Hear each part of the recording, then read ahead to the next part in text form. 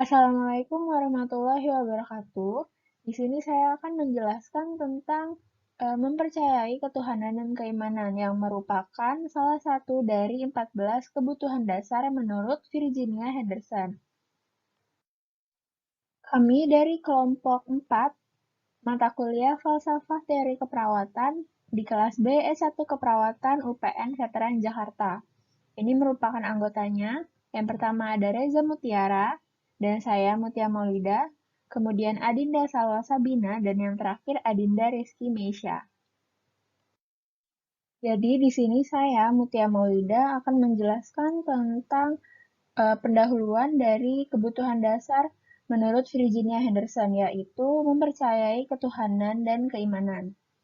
Jadi kebutuhan dasar menurut Virginia Henderson ini kan ada 14, dan salah satunya itu mempercayai keimanan atau ketuhanan, atau worship according to one's faith, atau beribadah sesuai dengan agama dan kepercayaan. Ini merupakan kebutuhan yang ke-11 dari elemen spiritual.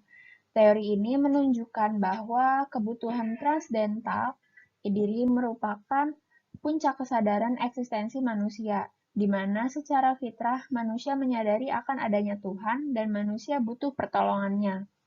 Dengan demikian, individu mencapai keseimbangan hidup, bukan hanya jasmani semata, tetapi juga rohaninya terpenuhi. Ini dijelaskan menurut Asmadi tahun 2008. Selanjutnya masuk ke bagian makna dari spiritual. Spiritual ini berasal dari kata spirituality, yaitu kata benda. Kata bendanya ini spirit yang diambil dari kata spiritus atau bernapas. Jika dalam bentuk kata sifat, spiritual ini artinya berhubungan dengan spirit yang berhubungan dengan suci dan juga yang berhubungan dengan fenomena atau makhluk supernatural. Spiritualitas ini inti dari individu melebihi keyakinan dan praktek beragama yang berhubungan dengan keunikan individu dan menghubungkan jalan pikir, tubuh, emosi, hubungan dengan orang lain, dan dengan sesuatu di luar diri, serta proses aktif dan positif yang berkaitan dengan makna, tujuan, harapan, dan juga prinsip hidup. Ini dijelaskan oleh Qur'ana tahun 2012. Mikhail pada 1992 dalam Hamid 2009 menguraikan spiritualitas sebagai multidimensi, yaitu dimensi eksistensial yang berfokus pada tujuan dan arti hidup, dan juga agama yang berfokus pada hubungan manusia dengan Tuhan.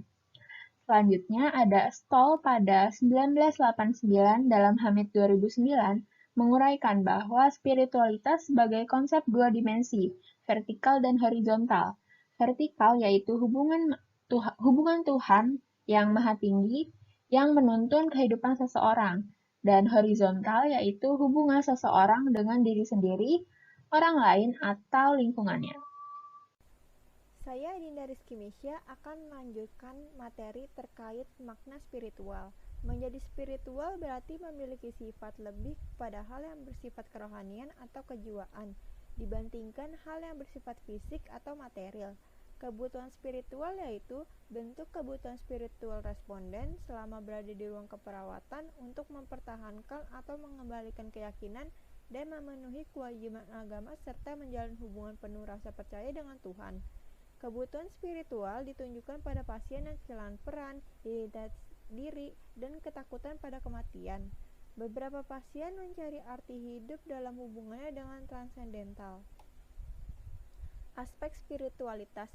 Spiritualitas memiliki beberapa aspek, diantaranya adalah yang pertama berhubungan dengan sesuatu yang tidak diketahui atau ketidakpastian dalam kehidupan, yang kedua menemukan arti dan tujuan hidup, yang ketiga menyadari kemampuan untuk menggunakan sumber dan kekuatan dalam diri, yang keempat mempunyai perasaan keterikatan yang dengan diri sendiri dan dengan yang maha tinggi. Menurut Amir Syam tahun 2010, sebuah penelitian di Amerika Serikat menunjukkan bahwa 90% dari klien yang berkunjung ke rumah sakit meyakini kesehatan spiritual sama pentingnya dengan kesehatan fisik. Terpenuhinya kesehatan spiritual pasien akan dapat membantu mereka beradaptasi dan melakukan coping terhadap sakit yang dideritanya. Sekian dari saya, akan dilanjutkan kepada teman saya. Terima kasih. Saya Dinda Salwa Sabina. Di sini saya akan menjelaskan apa saja karakteristik dalam spiritualitas. Nah, dalam upaya memudahkan pemberian asuhan keperawatan dengan memperhatikan kebutuhan spiritual penerima pelayanan keperawatan, maka perawat mutlak perlu memiliki kemampuan mengidentifikasi atau mengenal karakteristik spiritualitas yang disajikan, yaitu yang pertama, ada hubungan dengan diri sendiri, di mana kekuatan dalam diri atau kepercayaan diri dan sikap pada diri sendiri yang dimanifestasikan dengan percaya pada kehidupan dan masa depan. Lalu, yang kedua, ada hubungan dengan alam harmonis. Harmonis dengan alam amatlah penting untuk kelangsungan hidup manusia dalam memenuhi kebutuhan baik secara fisiologis, biologis, maupun secara spiritual. Lalu yang ketiga, ada hubungan dengan orang lain secara harmonis atau suportif. Nah, hubungan ini dimanifestasikan dengan sikap peduli pada anak-anak, orang tua, dan orang yang sakit. Lalu, yang keempat, ada hubungan dengan ketuhanan, baik secara agamis atau tidak agamis. Nah, hubungan dengan Tuhan dilihat dari religius atau tidak religiusnya seseorang, seperti melakukan kegiatan doa atau meditasi, membaca kitab atau buku keagamaan, dan berpartisipasi dalam kelompok keagamaan. Tahap perkembangan spiritual manusia menurut Hamid pada tahun 2009 dibagi menjadi 5. Yang pertama, ada bayi dan toddler di usia 0-2 tahun, di mana bayi dan toddler belum memiliki rasa salah dan benar, serta keyakinan spiritual. Mereka mulai meniru kegiatan ritual tanpa mengerti arti kegiatan tersebut, serta hanya ikut ke tempat ibadah yang mempengaruhi citra diri mereka. Yang kedua, di usia prasekolah. Anak prasekolah meniru apa yang mereka lihat, bukan yang dikatakan orang lain, di mana anak prasekolah sering bertanya tentang moralitas dan agama. Yang ketiga, usia sekolah. Anak usia sekolah mengharapkan Tuhan menjawab doanya. Yang salah akan dihukum dan yang baik akan diberi hadiah. Pada masa prapubertas, anak sering mengalami kekecewaan karena mereka mulai menyadari bahwa doanya tidak selalu dijawab menggunakan cara mereka, dan mereka mulai mencari alasan tanpa mau menerima keyakinan begitu saja. Pada usia ini, anak mulai mengambil keputusan akan melepaskan atau meneruskan agama yang dianutnya karena ketergantungannya kepada orang tua. Pada masa remaja, mereka membandingkan standar orang tua mereka dengan orang tua lain dan menetapkan standar apa yang akan diintegrasikan dalam perilakunya. Lalu yang keempat, di usia dewasa. Kelompok usia dewasa muda yang dihadapkan pada pertanyaan bersifat keagamaan dari anaknya seperti apa yang pernah diajarkan kepadanya pada masa kanak-kanak dahulu lebih dapat diterima pada masa dewasa daripada waktu remaja. Nah, yang kelima, yang terakhir itu ada usia pertengahan, di mana kelompok usia pertengahan dari lansia mempunyai lebih banyak waktu untuk kegiatan agama dan berusaha untuk mengerti nilai agama yang diyakini oleh generasi muda. Menurut Hidayat, pada tahun 2008, terdapat keterkaitan antara spiritual dan pelayanan kesehatan, di mana kebutuhan dasar manusia yang diberikan melalui pelayanan kesehatan tidak hanya berupa aspek biologis, tetapi juga aspek spiritual. Aspek spiritual ini dapat membantu membangkitkan semangat pasien dalam proses penyembuhannya. Penjelasan terakhir saya mengenai faktor kebutuhan spiritual. Nah, dalam faktor kebutuhan spiritual ini terdapat perkembangan. Tahap perkembangan ini memiliki cara meyakini kepercayaannya kepada Tuhan. Lalu yang kedua itu ada keluarga. Keluarga memiliki ikatan emosional yang kuat dan selalu berinteraksi dalam kehidupan. Lalu yang ketiga ada ras atau suku. Ras atau suku yang berbeda menyebabkan pemenuhan kebutuhan spiritual pun berbeda sesuai dengan keyakinan yang dimiliki. Yang keempat ada agama. Keyakinan pada agama tertentu yang dimiliki oleh seseorang dapat menentukan arti pentingnya kebutuhan spiritual. Yang kelima ada kegiatan keagamaan, di mana adanya kegiatan keagamaan dapat selalu mengingatkan keberadaan dirinya dengan Tuhan dan selalu mendekatkan diri kepada penciptanya. Yang keenam, ada pengalaman hidup sebelumnya. Pengalaman hidup dipengaruhi oleh bagaimana seseorang mengartikan secara spiritual kejadian atau pengalaman tersebut. Yang ketujuh, ada krisis dan perubahan. Nah, krisis dan perubahan ini merupakan kemampuan untuk melanjutkan gaya hidup normal yang sudah terganggu, di mana kemandirian dapat sangat terancam dan menyebabkan ketakutan, ansietas, dan kesedihan yang menyeluruh. Lalu yang kedelapan, ada sumber dukungan. Dukungan ini sangat diperlukan untuk dapat menerima keadaan sakit yang dialami, khususnya jika penyakit tersebut memerlukan proses penyembuhan yang lama dengan hasil yang belum pasti. Sembahyang atau berdoa, membaca kitab suci, dan praktek keagamaan lainnya sering membantu memenuhi kebutuhan spiritual yang juga merupakan suatu perlindungan tubuh. Lalu yang kesembilan, ada sumber kekuatan dan penyembuhan, di mana pengaruh keyakinan dapat diamati oleh tenaga kesehatan dengan mengetahui bahwa individu cenderung dapat menahan distres fisik yang luar biasa karena mempunyai keyakinan yang kuat. Lalu yang terakhir, yang ke-10 yaitu adalah sumber konflik. Biasanya, konflik antara keyakinan agama dengan praktek kesehatan itu lebih sering terjadi. Misalnya, ada orang yang memandang penyakit sebagai suatu bentuk hukuman karena perbuatan dosa. Ada juga agama tertentu yang menganggap manusia sebagai makhluk yang tidak berdaya dalam mengendalikan lingkungannya, sehingga penyakit diterima sebagai takdir, bukan sebagai sesuatu yang harus disembuhkan. Sekian penjelasan dari saya. Selanjutnya saya kembalikan kepada teman saya untuk melanjutkan materi selanjutnya. Terima kasih. Selanjutnya akan dipresentasikan oleh saya, yaitu Riza Mutin Fenty dengan NIM 2110711046. Oke. Tingkat ketergantungan berdasarkan orang yang membutuhkan spiritual. Yang pertama itu adalah pasien kesepian. Kenapa? Karena saat pasien kesepian, dia itu merasa dirinya tidak dibutuhkan. Kenapa tidak banyak yang menjenguk dia? Gitu. Kenapa dia kesepian? Nah, di sini peran perawat dalam asuhan keperawatan diperlukan. Yang kedua itu adalah pasien ketakutan dan cemas. Gitu.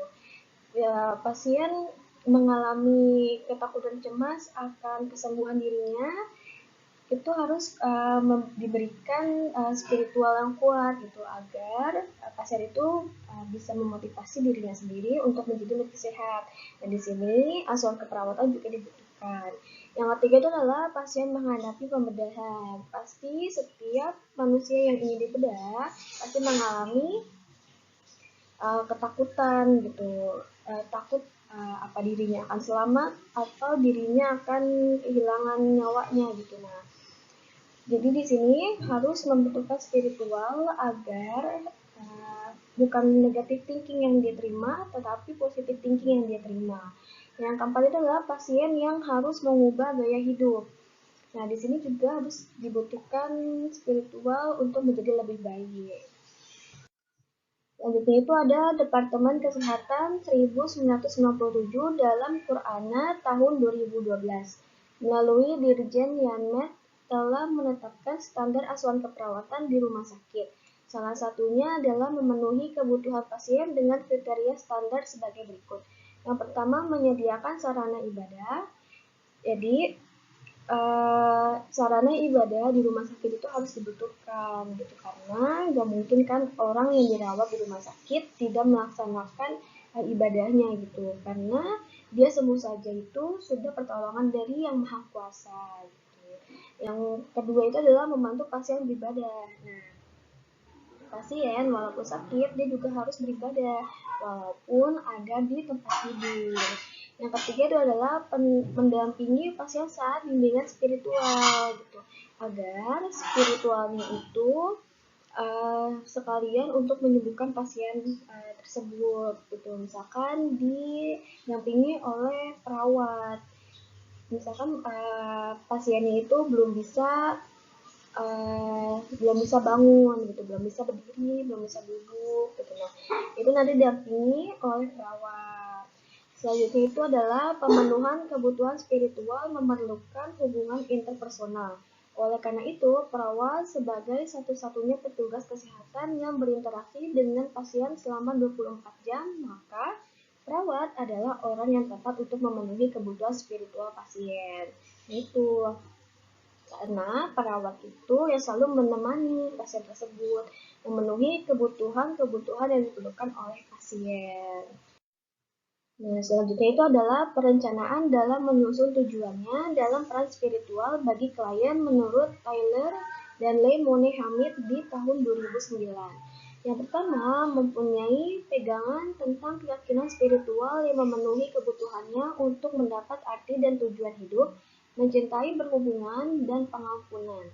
Yang kedua, bertolak dari kekuatan spiritual dalam kehidupan sehari-hari, terutama ketika menghadapi nyeri, penderitaan, dan kematian dalam melakukan praktek profesional. Yang ketiga, meluangkan waktu untuk memupuk kekuatan spiritual diri sendiri. Yang keempat, menunjukkan perasaan damai, kekuatan batin, kehangatan, keceriaan, caring, dan kreativitas dalam interaksinya dengan orang lain. Yang kelima, menghargai keyakinan dan praktik spiritual orang lain walaupun berbeda dengan keyakinan spiritual perawat. Yang keenam, meningkatkan pengetahuan perawat tentang bagaimana kebutuhan spiritual klien memenuhi gaya hidup mereka, respon, pilihan, kesehatan, dan pilihan terapi. Yang ketujuh, menunjukkan kepekaan terhadap kebutuhan spiritual klien. Yang kedelapan, menyusun strategi asuhan keperawatan yang paling sesuai sedang mengalami distress spiritual. Nah, sekian dari saya presentasinya. Selanjutnya adalah daftar pustaka dari materi-materi yang sudah kami presentasikan. Ini adalah daftar pustakanya. Terima kasih. Maaf bila ada salah kata. Wassalamualaikum warahmatullahi wabarakatuh.